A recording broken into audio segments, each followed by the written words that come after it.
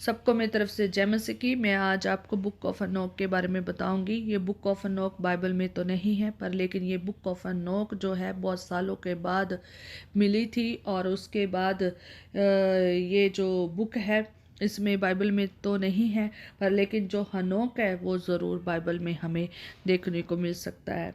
तो जो हनोक है वो आदम की वंशावली में आप देख सकते हैं उसका नाम, और जो उत्पत्ति 5 और उसका जब आप 21 साइट में देखते हैं तो वहाँ आप हनोक का नाम देख सकते हैं। यहाँ पर लिखा हुआ है उत्पत्ति 5 और उसकी 21 साइट में लिखा है कि जब हनोक 65 वर्ष का हुआ तब उससे मतुशलेम का जन्म हुआ। मतुशलेम के जन्म के पश्चात हनोक 300 वर्ष तक परमेश्वर के साथ साथ चलता रहा, और उसके और भी बेटे बेटियां उत्पन्न हुई।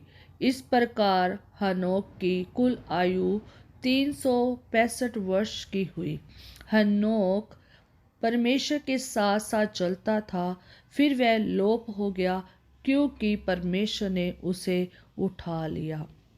जो हनोक है उसकी कभी भी डेथ नहीं हुई अभी तक, और जो हनोक है उसको परमेश्वर ने उठा लिया था, और उसको उसके बारे में लिखा है कि वो लोप हो गए थे क्योंकि परमेश्वर ने उसे उठा लिया था, और वो परमेश्वर के साथ साथ चलते थे। मतलब भी इतना ज़्यादा उनका गहरा रिश्ता था परमेश्वर के साथ कि परमेश्वर ने उन्हें जिंदा ही उठा लिया। तो ये जिक्र जो है हमें बाइबल में उत्पत्ति में मिलेगा, और इनके पिता का नाम यरेद है। ये आदम की वंशावली में है, और आदम की वंशावली में ये 7वें नंबर पर आते हैं।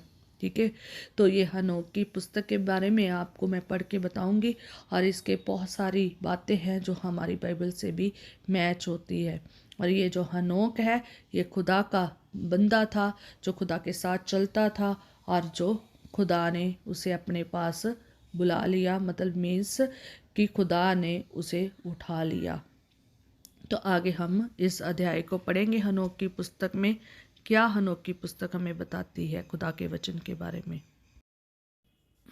मैं आपके सामने हनोक की पुस्तक का पहले अध्याय पढ़ूंगी। हनोक अपने वचन के द्वारा चुने गए तथा धर्मी को आशीष देता है, जो उस विपत्ति के समय जीवित रहेगा जब सभी दुष्टों से बदला लिया जाएगा। हनोक एक धर्मी जो प्रभु के साथ था।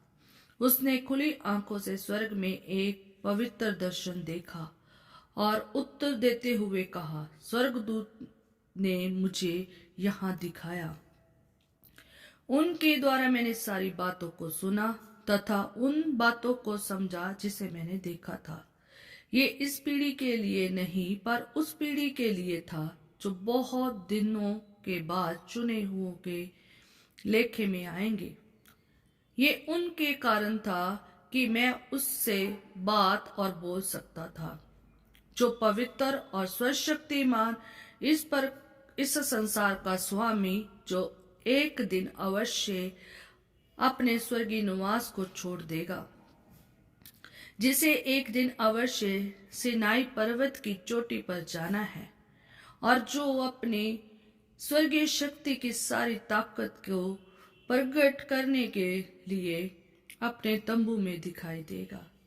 सभी सजग, भयभीत और निराश होंगे। सभी को भय और आतंक दबोच लेगा, यहाँ तक कि पृथ्वी के शोर पर भी। ऊंचे पहाड़ हिलाए जाएंगे, ऊंची पहाड़ियां उदास होंगी। वह उसके मुख के सामने से ऐसे पिघल जाएंगे जैसे ज्वाला के सामने मोम हो। पृथ्वी जलमग्न हो जाएगी और उसमें बसने वाले सब नष्ट हो जाएंगे। अब सभी प्राणियों का न्याय किया जाएगा, सभी का, धर्मियों का भी। लेकिन धर्मियों को शांति मिलेगी। वह चुने हुओं को बचाए रखेगा और उन पर अपनी दया दिखाएगा, तब वह परमेश्वर की संपत्ति बन जाएंगे। वह उन्हें खुशी और आशीर्वाद से भर देगा और दिव्यता की शोभा उन्हें रोशन करेगी। आमीन। खुदा आपको बहुत आशीष दे। God bless you.